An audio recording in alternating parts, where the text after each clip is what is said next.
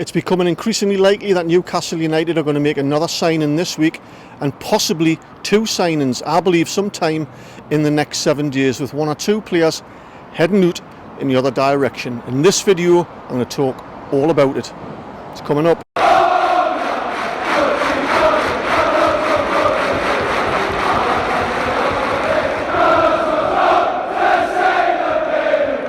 Welcome back, it's Eddie here from Tyneside Life. I'll apologise now if I seem a little bit out of breath or perspiring a little bit. I've just cycled in. I'm trying to shed a few pounds because if you didn't know, I'm heading off to the United States on the 20th for 10 days as Newcastle United. I've got 3 matches, as if you didn't know already, in Philadelphia, Atlanta and in Newark, New Jersey, playing Aston Villa, Chelsea and Brighton. So I'm going to be making loads of cracking videos. I've already started to plan them, so if you want to get a notification when those videos come out, don't forget to hit that subscribe button. Quick mention, I released a video yesterday. I was at the Fiddlers 3 pub in High Hewitt and Gated because there was a charity football match with Newcastle United and Sunderland fans playing each other.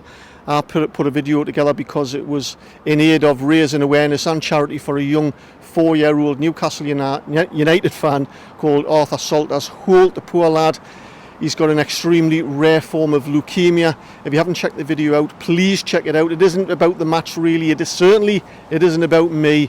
I've put together this amazing story about this amazing little lad that you really need to watch. So without any further ado, let's get into it. Before I start talking about one or two players who I think could be coming in the next 7 days or so, I think we need to have an appreciation of our current squad situation because it's really quite complex. How I understand things in my own mind, I use the analogy of the transfer football market a bit like the housing market. There's usually a chain involved of 3 or 4 parties. Before I can buy that house over there, I need to sell the house I'm in at the moment, and that's kind of how I see things at the moment and why things are really so complicated for Newcastle, because they will have had lots of conversations with lots of players, just not in a position to progress some of them because they don't know what other parties in the chain are going to do. And that's why I think there's been a little bit of delay and perhaps even frustration in bringing 1 or 2 more players in. So, in a few weeks' time, Newcastle United are required to submit their 25-man squad. That doesn't include under 21 players. You can count them as kind of a bit of freebies, if you like. So I've prepared this squad list that you're seeing on the screen now, and there are 24 players in that squad. I haven't included Mark Gillespie, the 4th keeper, whose contract expires in July. I'm unaware that he's going to extend, so we might be seeing the last of Mark Gillespie. But also that would leave 24 players in the squad. There's a bit of a question mark about Matt Ritchie. I know Eddie Howe's keen to extend his contract by 12 months. I don't know what's happening there. If Matt Ritchie, for example, does decide to extend for 12 months, we will have, as of this week, 25 players in our squad. Now, so far in the last couple of weeks, we know there's been genuine interest in Tino Livramento and also Harvey Barnes as well, as hotly tipped to join Newcastle. And if you're wondering why there's some sort of hold up, why we're not putting bids in, you can probably see now why we can't buy that player until we've moved on 1 or 2. So let's start looking at these 3 players who have been talked about and discussed over the last week or so, hotly tipped to join Newcastle. You've got Livramento, Barnes and Alex Disasi. If you look at the right back position first, that surprised a few people because we thought we'd pursue the left back position. But if you look at the right back position, you've got Javier Manquillo. He's hotly tipped to be moved on, possibly to join Rafa Benitez out in Spain. That leaves 2 right backs. That leaves Trippier and Emil Kraft. Now, there's always been a bit of a doubt about the fitness of Emil Kraft in terms of coming back from his injury. We heard yesterday from Eddie Howe that he's not going to be ready even to make the pre-season build-up and friendlies, so that means he's not going to be ready to start in the squad probably during August. So I fully expect Emil Kraft to be part of that 25-man squad, but if he's not ready to start playing at the beginning of the season, and if Javier Manquillo is going to be on his way to create a squad vacancy as well, we are desperate for a right-footed defender, and we have been obviously pursuing Tino Livramento. He's a hot young talent that would fit in really well at Newcastle. He's a versatile right-footed defender, but also more recently, in the last couple of days or so, according to Fabrizio Romano, that we have made approaches and having conversations about Axel Disasi, who plays for Monaco. He's also been breaking into the French national squad as well, valued, I don't know, around about £35 million. Now, if a player for me breaks into the French full national squad, they are, by virtue of that, a world-class player.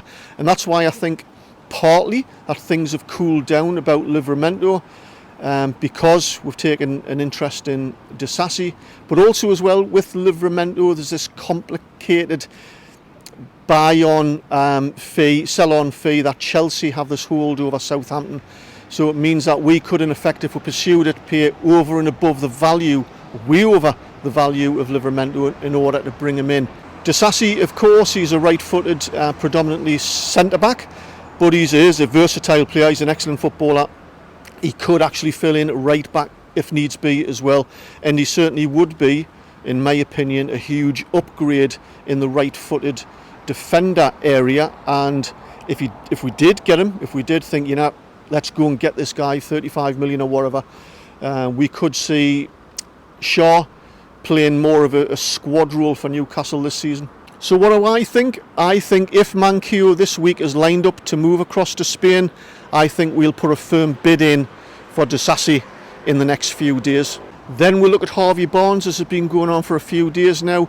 Clearly there's conversations going on. My understanding is that there have been these conversations. Harvey, do you want to join Newcastle? Aye. Leicester, are you happy with this fee? Aye. Harvey, are you happy with these personal terms? Aye. Okay, sit tight, mate. We need to sort one or two things out with our squad. I'm not sure what Matt Ritchie's doing. I'm not sure what Maxi's doing. He's due back in training. We'll have a word with him. And I think that's probably the conversation that's going around with Harvey Barnes.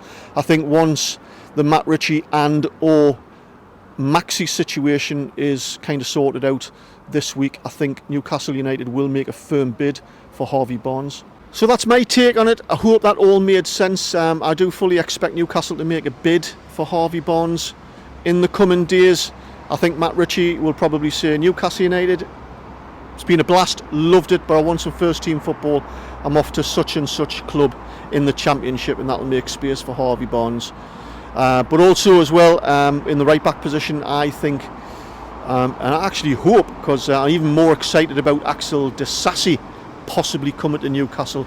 I really hope they do put a bid in, even if it means they have to stretch their finances a little bit in order to bring him in. He'd be a huge upgrade to an already very solid and talented defensive unit that we have in Newcastle. Talking about budgets, they're a little bit, you know, they are fluid. They're a little bit like your holiday spending money budget. Sometimes you will spend more than you plan to, but you know that you're going to have to try and claw back the difference over the next 12 months or so.